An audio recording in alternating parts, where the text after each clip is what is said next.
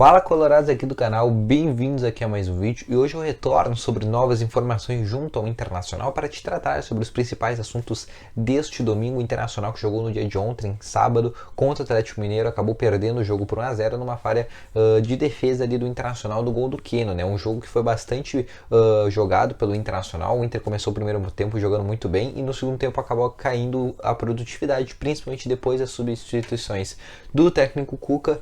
O Atlético acabou saindo na frente do Internacional e principalmente essa derrota passa pelo técnico Diego Aguirre. Por quê? Porque o Aguirre fez uma substituição apenas e só aos 35 minutos do segundo tempo. E foi apenas o Guerreiro que acabou entrando e teria outras 4 opções para ter entrado nesse banco de reservas e acabaram que não entraram. E o Internacional tinha vários jogadores que já estavam cansados naquele jogo. O Patrick era um cara que já não conseguia produzir no bom futebol. Aliás, mais uma partida ruim do Patrick. O Moisés também fez uma partida muito abaixo. Assim como o Saravia também fez uma partida muito abaixo da sua regularidade. O Tyson também foi um dos caras que também não conseguiu articular bem no Internacional. Teve um contra-ataque onde ele poderia ter matado o jogo ali com o Edenilson. Se ele tivesse tocado por Edenilson, acabou que ele optou pelo chute e também acabou não se dando muito feliz. O Roberto fez uma partida até que ok. Gostei do Rodrigo Lindoso e o Rodrigo Dourado também foi um cara bastante consistente. A dupla de zaga para mim também foi muito bem e o Daniel também sempre muito bem. Porém, o técnico Diego Aguirre poderia ter feito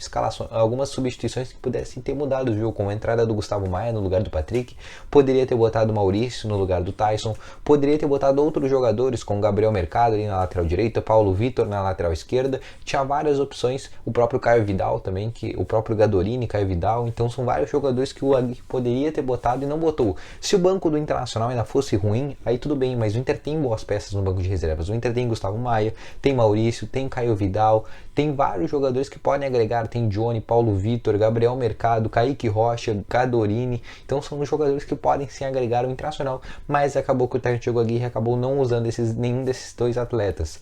Mas no vídeo de hoje é exatamente para te contar informações voltadas ao jogo do dia de ontem, né, a análise toda que foi feita e principalmente o que o Diego Aguirre falou, porque ele disse na sua coletiva por que optou por não fazer novas substituições. E também vou te contar aqui novidades sobre a cobrança que o Inter está fazendo por Leandro Damião. Para quem não sabe, quando o Damião foi vendido ao Santos naquela época, né, foi vendido por cerca de 42 milhões de reais. Até hoje o Santos ainda deve uma parte desse dinheiro para o Internacional e o Internacional está cobrando ele novamente antes de entrar na FIFA, né? Porque o Internacional, todo mundo sabe que ele precisa desse dinheiro para conseguir fechar o ano e principalmente para conseguir fazer novas contratações. E o Santos, que desde 2012 não pagou ainda essa dívida junto ao Internacional. Mas antes de a gente começar esse vídeo, eu peço exatamente para tu fazer algumas coisas que ajudam muito esse vídeo a chegar a cada vez mais colorados.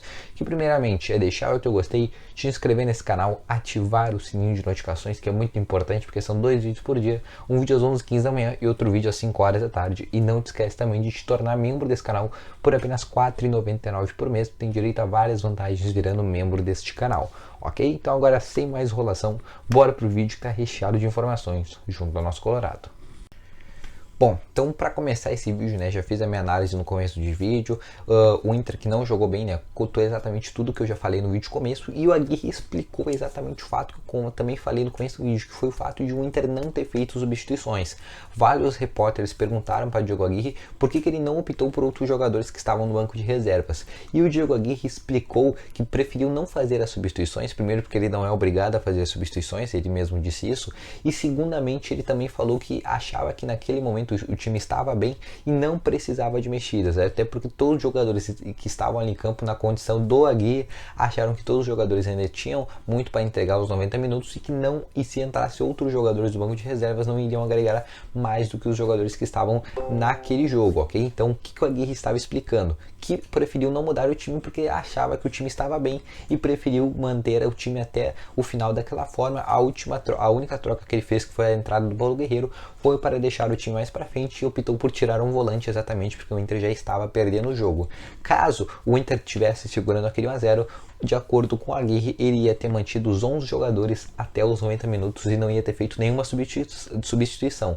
O Guerreiro só entrou exatamente pelo fato que o Inter tomou um gol e aí teve que sair perdendo e aí teve que tentar correr atrás do resultado. Só por causa disso o Guerreiro acabou entrando, senão o Inter ia ficar com aqueles mesmos 11 jogadores nos 90 minutos. Eu acho uma falha do Diego Aguirre porque o Inter tem bons jogadores no banco, bons jogadores que poderiam mudar a história do jogo, o próprio Atlético Mineiro. O Atlético Mineiro ganha o jogo quando bota alguns jogadores excelentes no jogo, né? Como foi o caso do Keno, como foi o caso do próprio Savarino. Então foram jogadores que conseguiram desmobilizar a zaga ali do Internacional. O Keno, quando entrou, acabou com o Saravia. O Saravia virou em nada. E no primeiro tempo o Saravia fazia um bom jogo, e quando entrou o Keno, acabou que o jogo acabou morrendo ali no lado direito. O Internacional sucumbiu ali naquele lado, principalmente com a entrada do Keno. E o Internacional podia ter feito o mesmo lá no lado esquerdo, porque o Guga subia demais. Se o Aguirre tivesse botado o Gustavo Maia, o Inter ia conseguir trancar o Guga e segurar ele mais lá na ponta direita, né, que seria a ponta esquerda do Internacional. E aí talvez o Gustavo Maia, numa entrada de contra-ataque, conseguisse fazer um gol exatamente como fez o Keno.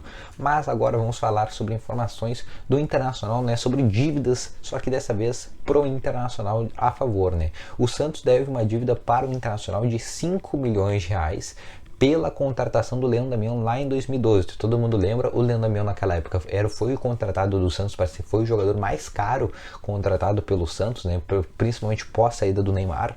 Todo aquele dinheiro lá foi por causa do Neymar, e o Santos acabou comprando o Leandro Damião de forma à vista, só que sobraram 5 milhões que o Santos não pagou para o Internacional, e desde 2012, que já vai fazer quase 10 anos, né, porque ano que vem é 2022, o Santos não pagou o Internacional. O Inter está novamente cobrando o Santos para ele pagar essa grana, e principalmente se ele não pagar, o Inter vai entrar na justiça. Todo mundo sabe que agora no começo do ano o Inter tentou a contratação do Felipe Jonathan, não sei se todos lembram, e a proposta do Internacional era tirar a dívida que tinha com o Santos, né? Ou seja, esses 5 milhões de reais seriam diluídos no Felipe Jonathan, o Inter ia oferecer mais 10 milhões de reais para o Santos e ainda ia tirar aquela dívida que tem do Eduardo Sacha. Porque além da dívida com o Leandro Damião, o Santos tem uma dívida com o Eduardo Sacha quando saiu do Internacional para o Santos.